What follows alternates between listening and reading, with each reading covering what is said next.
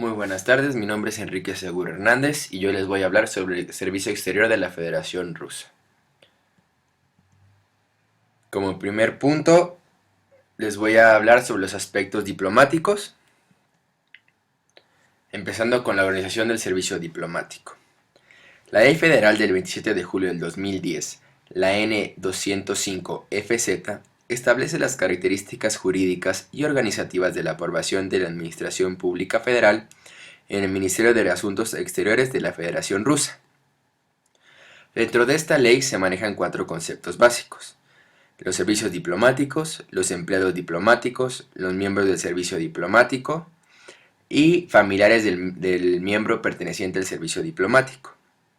Los servicios diplomáticos hacen referencia a los servicios de carácter profesional de los ciudadanos de la Federación de Rusia en puestos de la Administración Pública Federal, así como las misiones diplomáticas y oficinas consulares, las organizaciones internacionales e intergubernamentales y las entidades locales. Los empleados diplomáticos son aquellos funcionarios públicos federales que realizan las funciones de diplomacia y de reemplazo en el aparato central del Ministerio de Relaciones Exteriores, así como las oficinas exteriores del Ministerio de Relaciones Exteriores, los órganos territoriales, los puestos de la Administración Pública Federal, quienes prevén la concesión de los rangos diplomáticos. Dentro de los miembros del servicio diplomático se hace referencia al personal diplomático, así como otros funcionarios federales que se encargan del aparato central del Ministerio de Relaciones Exteriores. Y finalmente, los familiares del miembro perteneciente al servicio exterior, de la esposa u esposo, así como los hijos menores de 18 años de edad. Entrando al estatus legal del empleado del servicio diplomático, este está regulado por la Ley Federal del 27 de julio del 2004, la N-79-FZ, sobre el servicio civil del Estado de la Federación Rusa. En ese sentido, se estipula que los empleados de servicio exterior, mientras trabajen en las oficinas en el extranjero del Ministerio de Relaciones Exteriores, gozarán de los privilegios e inmunidades que establecen las normas del derecho internacional.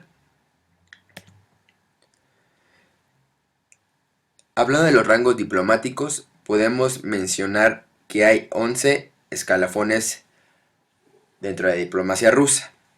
El primero es el embajador extraordinario y plenipotenciario.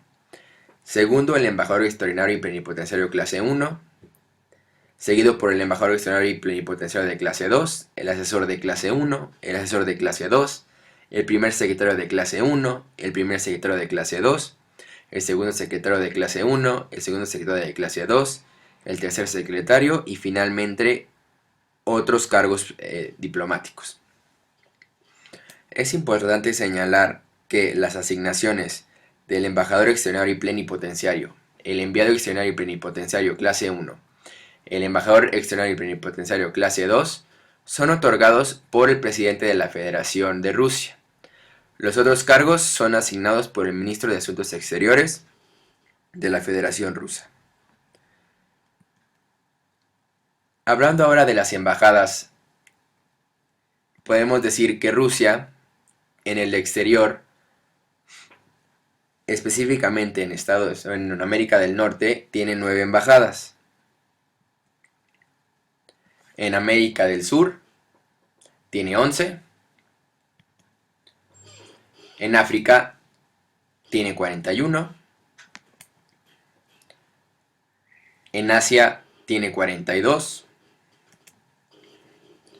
En Oceanía tiene 2. Y en Europa tiene 43.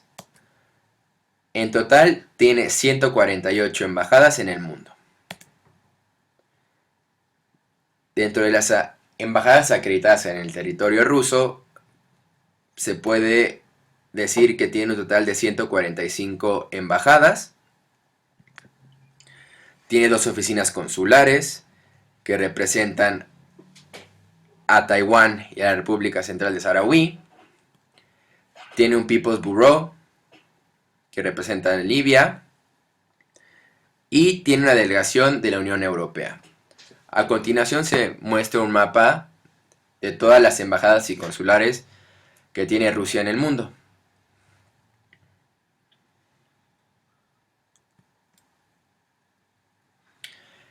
Entrando a la parte de servicios y funciones, se puede decir que un empleado del servicio diplomático, mientras trabaje en una oficina de asuntos exteriores, además de las obligaciones establecidas por la Ley Federal sobre el Servicio Civil del Estado de la Federación Rusa, está sujeto a las siguientes obligaciones.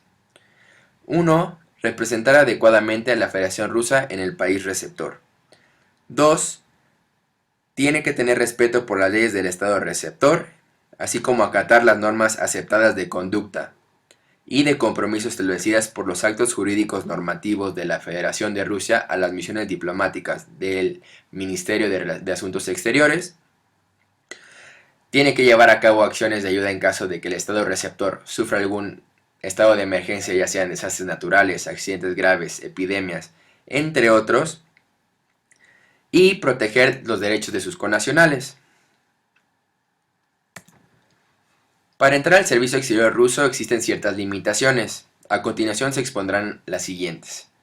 En primera instancia, no se puede formar parte en el caso de que se tenga otra nacionalidad o doble nacionalidad. Asimismo, si se renuncia a la ciudadanía rusa por parte de la esposa o el esposo, y finalmente, si se adquiere la nacionalidad de otro estado por parte de su esposa o esposo. También es importante señalar que la rotación del personal diplomático es de carácter obligatorio y este se debe de cumplir sin ninguna objeción, si no hay razones específicas y concretas que impidan esto. Asimismo, se pueden enumerar las razones reconocidas como válidas para negarse a trabajar en la asignación otorgada por la Cancillería de Asuntos Exteriores, y este someterá las razones a consideración.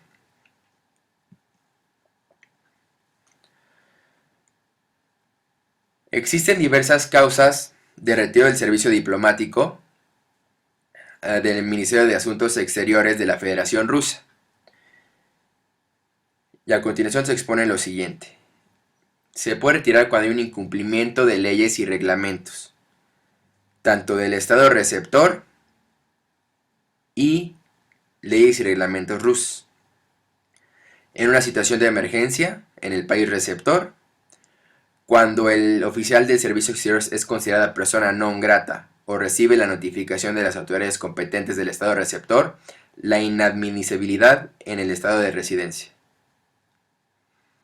Asimismo, cuando hay una reducción de los límites económicos fijados en la oficina extranjera correspondiente del Ministerio de Relaciones Exteriores,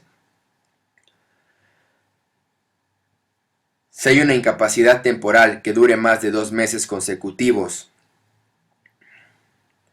o la presencia de la enfermedad que lo dificulte el trabajo en el Ministerio de Relaciones Exteriores, y si hay una violación grave de los deberes y limitaciones de seguridad previstas por la normativa de la Federación Rusa a las misiones diplomáticas.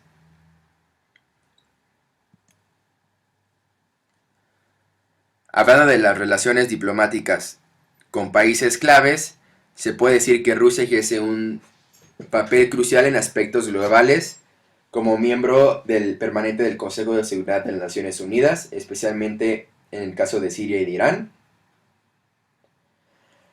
Tras la llegada a la presidencia de Vladimir Putin, se ha establecido como prioridad estratégica los procesos de integración del espacio euroasiático frente a las relaciones con la Unión Europea y con Estados Unidos, que estas serían consideradas como una necesidad estratégica. Asimismo, se han insertado en las estructuras comerciales internacionales y como ejemplo tenemos la adhesión a la Organización Mundial de Comercio en el 2012. Las relaciones entre Rusia y la Unión Europea están basadas en el Acuerdo de Asociación y Cooperación de 1997. Este acuerdo fue firmado por 10 años y es renovado anualmente de modo automático desde el 2008. En relación con la OTAN, persisten las divergencias en torno al sistema de defensa antimisiles, pero aún así se mantiene un diálogo fluido en áreas como lucha contra la piratería, el terrorismo y Afganistán. Hablando de Medio Oriente, y más concretamente con el conflicto sirio, Rusia es una influencia fundamental sobre el régimen sirio e interlocutor de los diferentes movimientos opositores, y siempre se está en la búsqueda de un consenso entre todas las partes. Respecto a Irán, Rusia reconoce el derecho legítimo a desarrollar su programa pacífico de energía nuclear como miembro del Tratado de No Proliferación, y se tiene un enfoque adaptativo y en fases por el que Irán debería de dar pasos concretos para disipar los temores a la dimensión militar de su programa a cambio del levantamiento de sanciones. En las relaciones con Estados Unidos y Rusia existe lo que es una reset policy, que en este momento se encuentra en pausa debido a las filtraciones de Snowden y su petición de asilo en Rusia. Los estadounidenses han empezado a percibir a Rusia con una mayor animadversión después de que Moscú le impidiera a Washington lanzar un ataque contra Siria.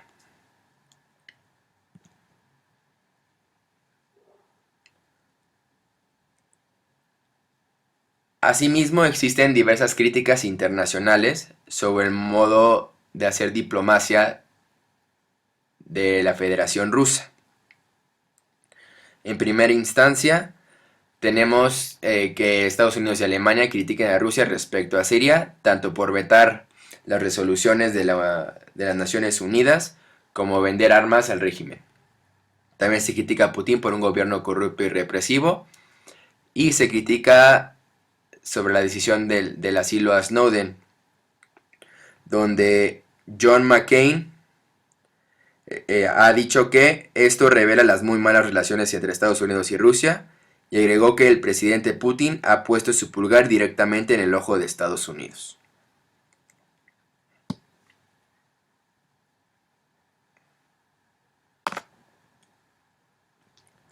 Hablando de los diplomáticos más representativos, en primera instancia tenemos a Alexander Gorchakov.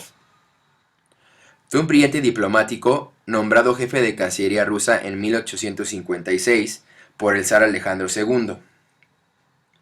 Poseía un sólido conocimiento y experiencia en cuestiones político-diplomáticas y dominaba 4 idiomas. Él fue diplomático en la época de la derrota en la Guerra de Crimea, en donde se reflejaba el debilitamiento del Imperio ruso y las condiciones de paz imponían la desmilitarización del Mar Negro. En este sentido, Rusia dejaba atrás un periodo en el que se desempeñó como un actor protagónico del orden europeo posnapoleónico. Tenía una visión de la política en la cual estipulaba que la política externa debía subordinarse a las necesidades internas. En ese sentido, se centró a diseñar y hacer operativa la política exterior rusa, que contribuyó a la recuperación del imperio a través de las importantes reformas domésticas iniciadas por Alejandro II, tales como la emancipación de los siervos, la reforma del sistema judicial, las modificaciones del sistema de reclutamiento en el ejército y la introducción de un nuevo sistema de gobiernos locales autónomos conocido como Sepstovs.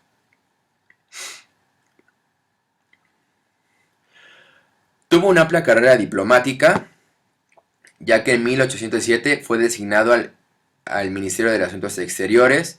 En 1822 fue enviado a Inglaterra como primer secretario de la misión diplomática rusa.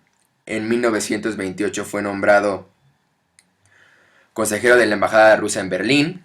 En 1854, en medio de la Guerra de Crimea, fue enviado a Viena como nuevo emperador de Rusia, donde 2 años más tarde la guerra concluyó con las condiciones de paz muy humillantes para Rusia, en donde Inglaterra y Francia y Austria elaboraron un tratado de París de 1856 que prohibía a Rusia basar cualquier arsenal militar o flota en el Mar Negro. En ese sentido, los derechos soberanos de Rusia fueron severamente limitados y surge la famosa frase: Rusia no está enojado, se está enfocando.